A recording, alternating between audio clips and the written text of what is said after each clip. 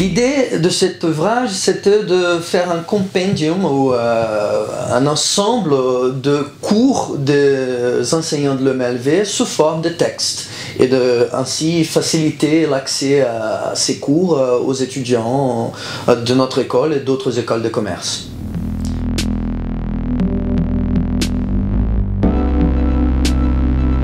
Nous avons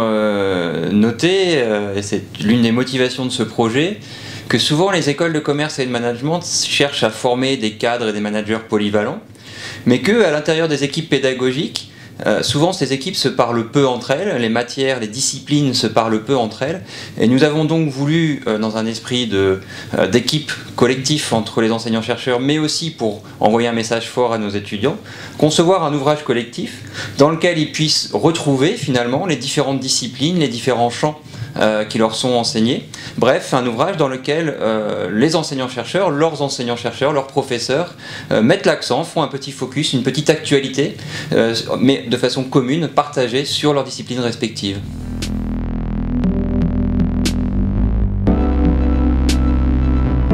On a voulu ainsi créer une espèce de pont entre la recherche et la pédagogie. Nous avons voulu montrer aux étudiants que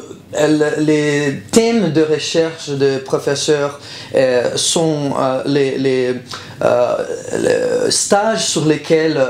les cours peuvent se développer, et que même si c'est écrit dans un format académique, le contenu de ce livre est tout à fait accessible aux étudiants et ça même peut les inspirer dans leur mémoire à mettre en forme et structurer leurs idées autour de ces thématiques.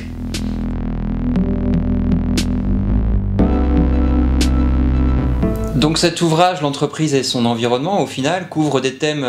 aussi larges que la création d'entreprise, le financement de la création d'entreprise, le marketing, le management de l'organisation, l'environnement de l'entreprise, l'environnement économique, l'environnement européen, le risque aussi auquel peuvent être confrontées les entreprises. Bref, nous avons souhaité donner aux étudiants et puis à nos autres lecteurs et partenaires potentiels un panorama global de ce qu'est l'entreprise et son environnement au sens le plus large.